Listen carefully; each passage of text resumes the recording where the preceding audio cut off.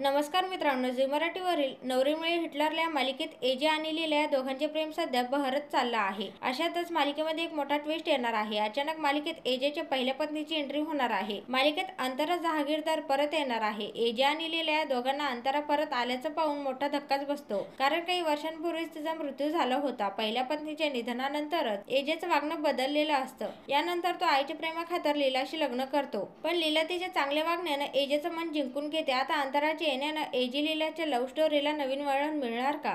अंतरासाठी एजे लीलाला सोडेल की कायम तिच्या बरोबरच राहण्याचा निर्णय घेईल, हे पाहणं देखील महत्त्वाचं ठरणार आहे. अनेक वर्षांनी जहागीरदारांच्या घरी परतणारी अंतरा एजे लीलाच्या प्रेमाकडे कोणत्या दृष्टीने पाहणार? तिच्या परत येण्याचं, तिच्या मृत्यूचं नेमकं काय रहस्य आहे, या गोष्टी लवकरच प्रेक्षकांना मालिकेत पाहायला मिळणार आहेत. मालिका विश्वातील बातम्यांसाठी चॅनलला सबस्क्राईब करा.